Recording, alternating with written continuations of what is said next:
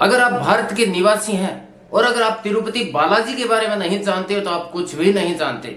जी हाँ दोस्तों, तिरुपति बालाजी का वही मंदिर जहां पर हजारों नहीं लाखों टन बाल डोनेट किए जाते हैं। स्त्री हो या फिर पुरुष हो, छोटा बच्चा हो या फिर बुजुर्ग व्यक्ति हो, जो भी तिरुपति बालाजी के मंदिर में जाता है वो अपने बाल डोनेट करके जरूर आता है। इनके पीछे की क्या कहानी है, क्यों वहां पर इतने बाल डोनेट किए जाते हैं? जो स्त्री की शोभा माना जाती है, जो स्त्री अपने बालों को जन्म से लेकर बड़े करती है और उन्हीं बालों को वो तिरुपति बालाजी के मंदिर में जाने के बाद में डोनेट क्यों कर देती है, इसी कहानी से मैं आपका पर्दा उठाऊंगा इस वीडियो के माध्यम से। तो आप वीडियो के अंत तक जरूर देखें। हेलो नमस्कार, जय हिंद जय राजस्थान। मैं हूं आपका लाल जी और आप देख रहे हैं इस वक्त लाल जी का सफरनामा। उम्मीद करता हूं पूरी फैमिली अच्छी होगी। दोस्तों, आंध्र प्रदेश क्षेत्र के अंदर एक मंदिर है तिरुपति बालाजी का मंदिर, जिसे हम भगवान वेंकटेश्वर का मंदिर भी कहते हैं। कहा जाता है कि एक बार कुछ ऋषि भगवान की परीक्षा लेने के लिए उनके द्वार पर जाते हैं। सबसे पहले वो ब्रह्मा जी के पास जाते हैं और ब्रह्मा जी के पास जाकर वो उनकी परीक्षा लेते हैं, तो ब्रह्मा जी उस परीक्षा के अंदर सफल नहीं हो पाते। 2 नंबर पर वो भगवान शंकर के पास जाते हैं। हिमालय की जटाधारी में फैलाए हुए, अपनी जटा फैलाए हुए जो बैठे रहते हैं उनके पास जाते हैं, जाकर उनकी परीक्षा लेते हैं। लेकिन भगवान शंकर को भी उस ऋषि के ऊपर क्रोध आ जाता है। उसके बाद में वो जो ऋषि है वो भगवान विष्णु के पास जाते हैं और देखते हैं कि भगवान विष्णु आखिर किस प्रकार से उसके साथ बर्ताव करते हैं। जब ऋषि भगवान विष्णु के पास जाते हैं तो देखते हैं कि भगवान विष्णु की जो पत्नी है वो उनके पैर दबा रही है और भगवान विष्णु आराम से लेटे हुए हैं। जैसे ही वो लेटे हुए देखते हैं तो उनके बाद में वो ऋषि ने अपना दाहिना पैर उस भगवान विष्णु की छाती के ऊपर जोर से पटक के मारा। इतने में ही भगवान विष्णु जाग जाते हैं और जाग कर तुरंत उसके ऋषि है जो था उसके पैर को दबाने लगते हैं और कहते हैं कि आपके पैर को कहीं चोट तो नहीं आई, क्योंकि मेरा जो शरीर है वो बहुत ज्यादा कठोर है और आपका ये मुलायम पैर जब इसके ऊपर पड़ा तो कहीं आपको चोट तो नहीं आई।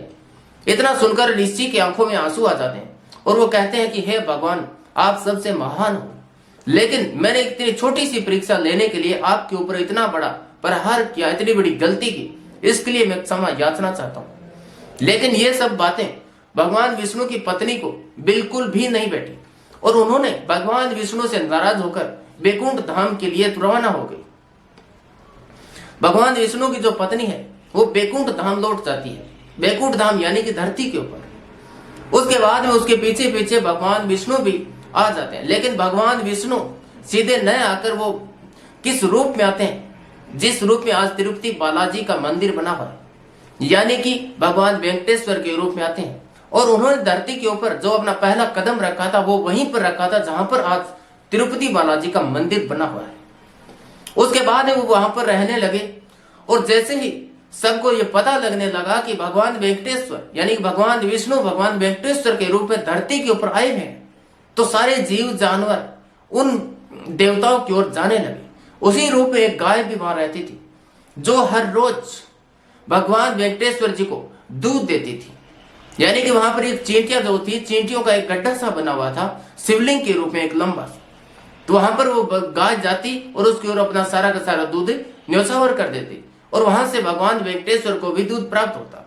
ये सब का सब काम उस गाय का मालिक देखता रहा।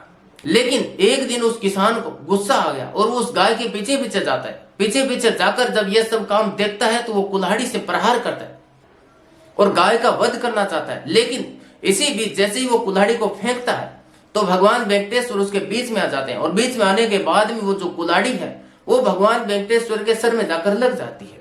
सर में लगने के तदुपरांत उनके क्या होता है कि थोड़े से बाल, जो अपनी खाल होती है, खाल के साथ में बाल होते हैं, वो बाल नीचे गिर जाते हैं।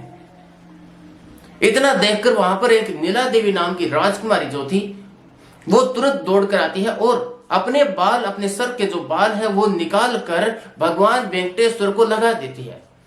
ये देखकर भगवान वेंकटेश्वर बहुत प्रसन्न हुए और उन्होंने उस कन्या जो थी, जो राजकुमारी थी, उसको यह वरदान दिया कि आज के बाद जो भी यहाँ पर आकर बाल दान करेगा उसके सारे के सारे पाप धुल जाएंगे और उसकी जो माया है वो 10 गुनी हो जाएगी। इसीलिए भगवान वेंकटेश्वर का मंदिर, जो तिरुपति बालाजी का मंदिर है, वहां पर जो भी व्यक्ति जाता है वो वहां पर दान करके आता है अपने बालों को और भगवान से बहुत ही मन्नतें मांगता है और कहते हैं कि भगवान वेंकटेश्वर जी उनकी सारी मन्नतें पूरी करते हैं। उसी से थोड़ी सी दूरी के ऊपर स्थित है नीला देवी का मंदिर, जिन्होंने भगवान वेंकटेश्वर के मूर्ति के ऊपर वो बाल चढ़ाए थे।